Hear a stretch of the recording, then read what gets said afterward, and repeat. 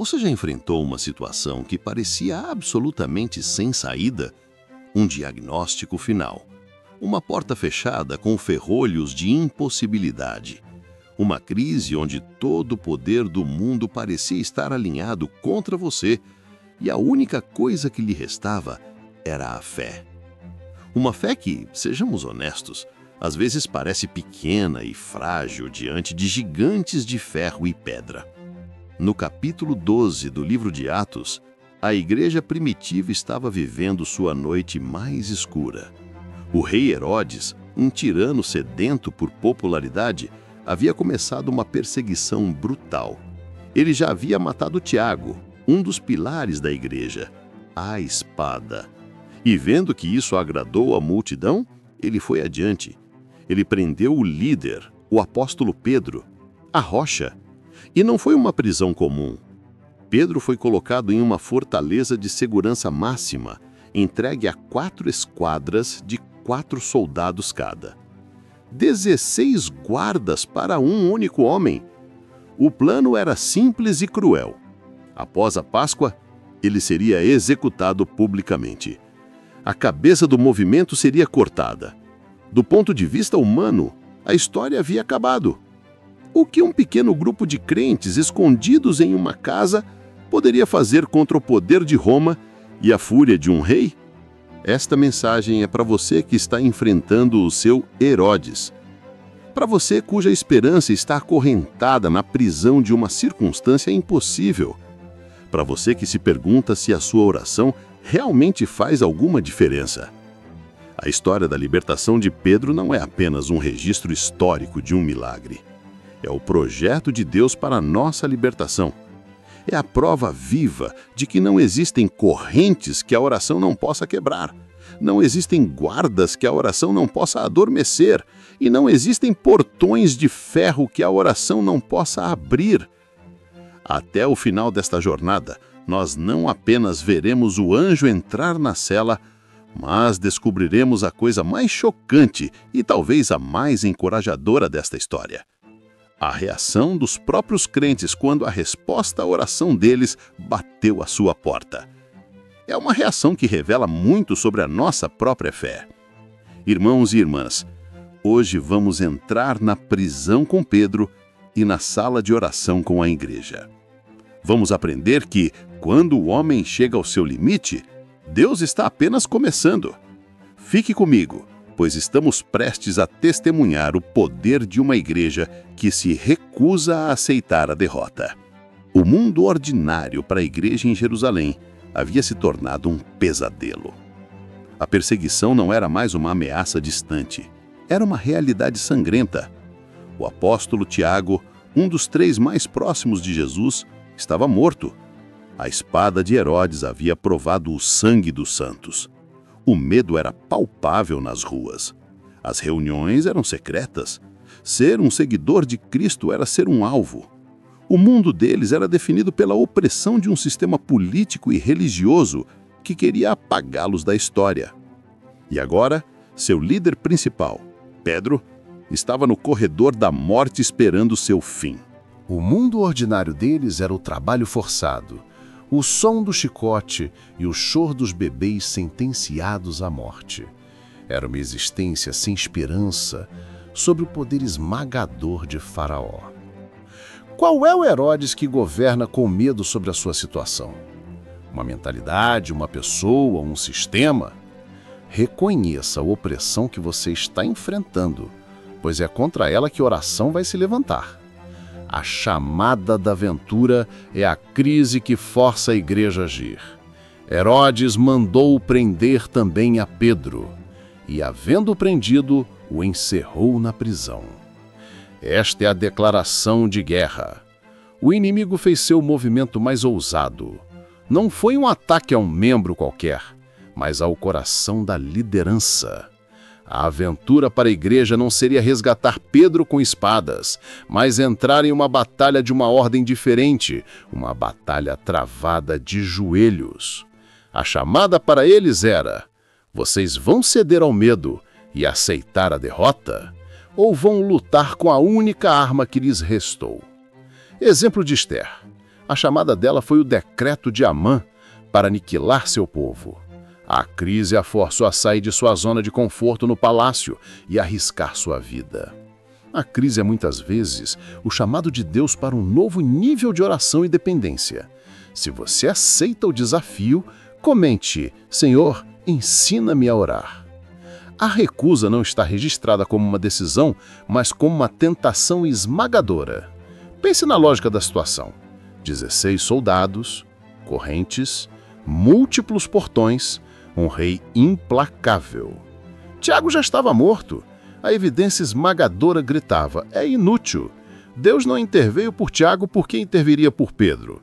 A recusa é a voz do desespero, a tentação de se render à realidade visível.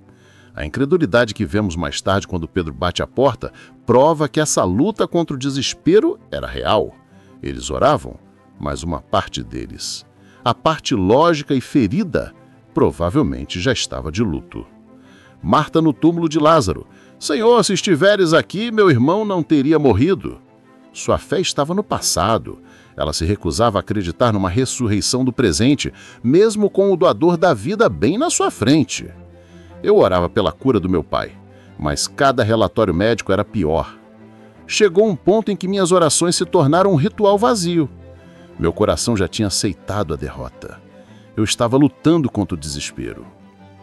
O mestre, a estratégia, a fonte de poder para a igreja revelada em uma frase simples e poderosa. Mas a igreja fazia contínua oração por ele a Deus. Atos 12:5. A palavra grega para contínua é a ektenós, que significa esticado, fervoroso, intenso. Não eram orações casuais. Era uma vigília de oração, uma guerra de intercessão. O mestre que os guiava era o próprio Espírito Santo que os capacitava a perseverar, a esticar sua fé ao máximo. Eles não tinham plano B. Eles não tinham conexão política. Eles tinham um canal direto com o trono do universo e eles o usaram sem cessar. A persistência da viúva importuna. Jesus contou parábola para ensinar que devemos orar sempre e nunca desfalecer. A oração contínua e fervorosa é a estratégia que move a mão de Deus. A oração fervorosa é a força mais poderosa do universo. Se você se compromete a ser um intercessor, siga este canal e comente: Eu estou em guerra de joelhos.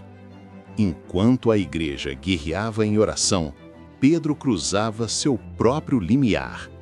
O texto diz que, na noite anterior à sua execução, Pedro dormia entre 2 soldados, ligado com 2 cadeias. Ele dormia.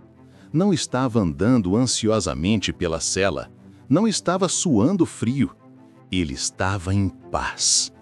Esta é a paz que excede todo entendimento. Ele havia se rendido de tal forma ao cuidado de Deus que podia descansar no corredor da morte.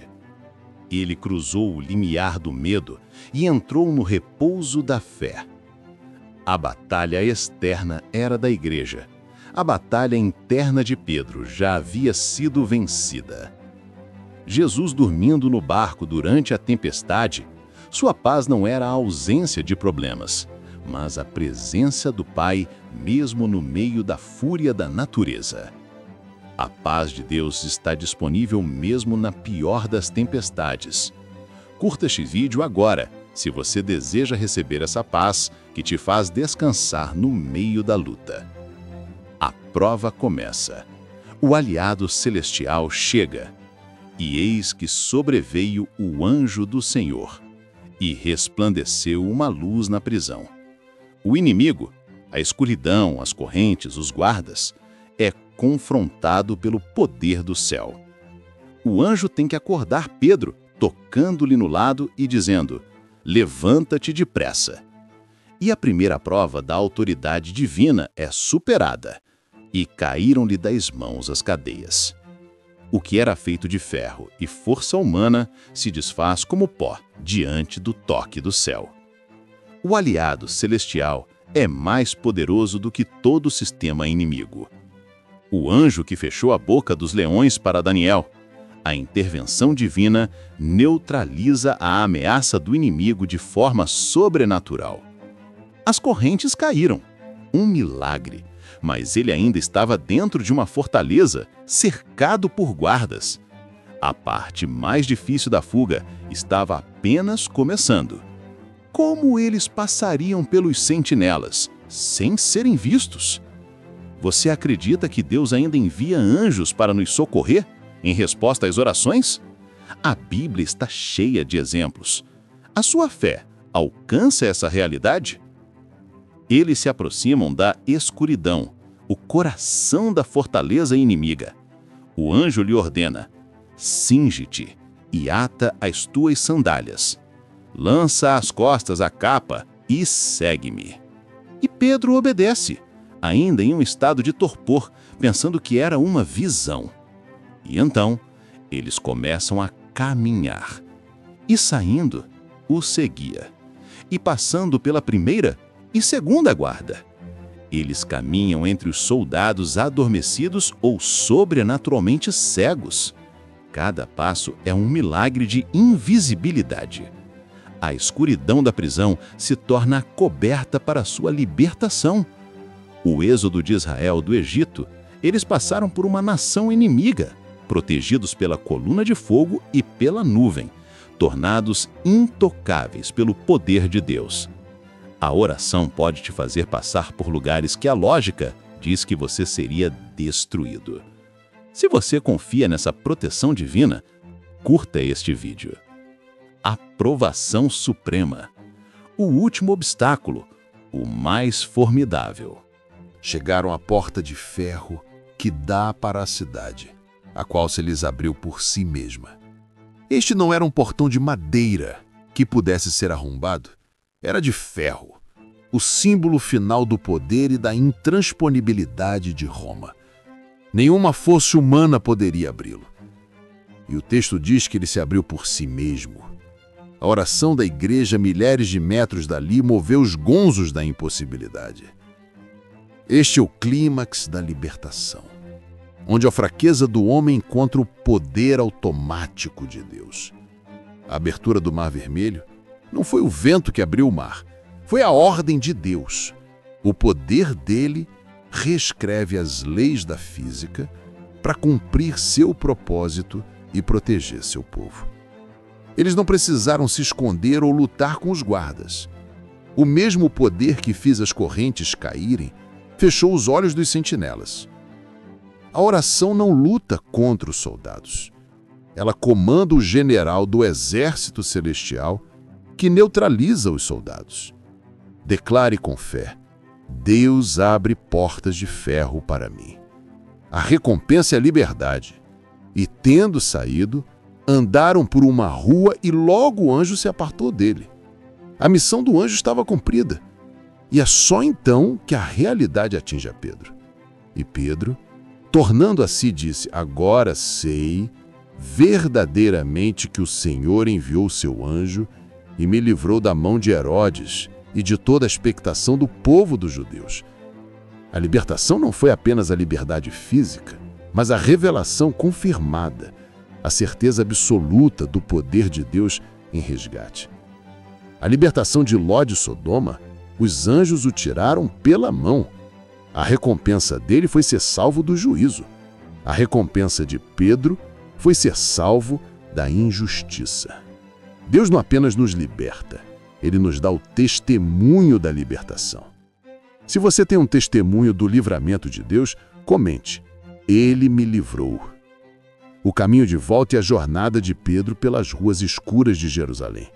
Agora ele precisa se reconectar com a igreja. Onde eles estariam?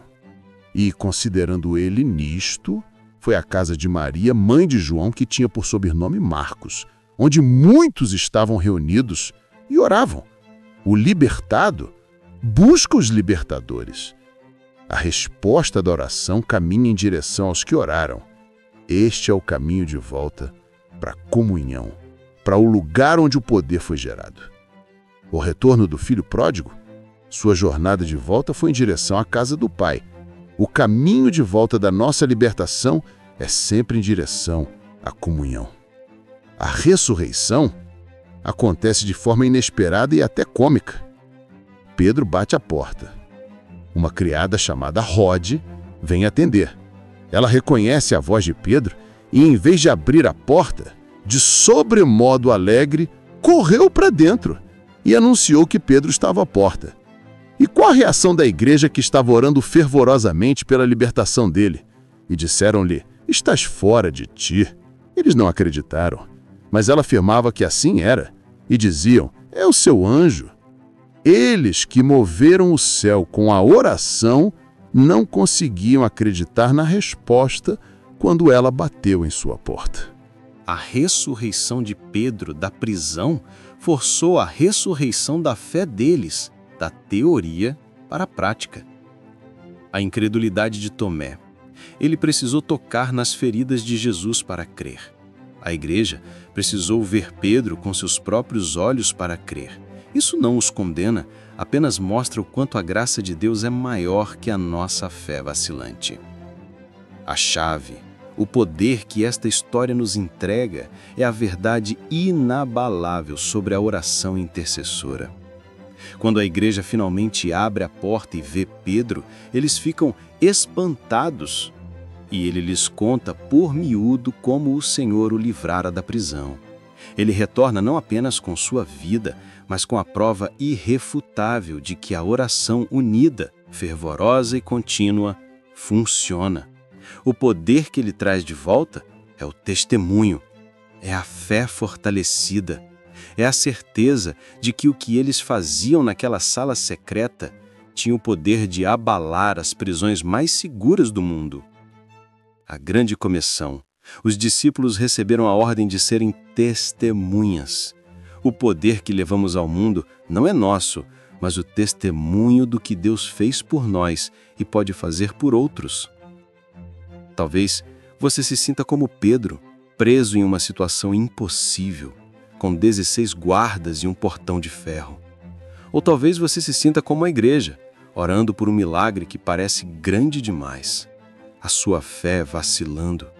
A lição desta noite é para ambos. Para quem está na prisão, descanse, pois há uma igreja orando por você. A sua paz é uma arma. Para quem está na sala de oração, não parem.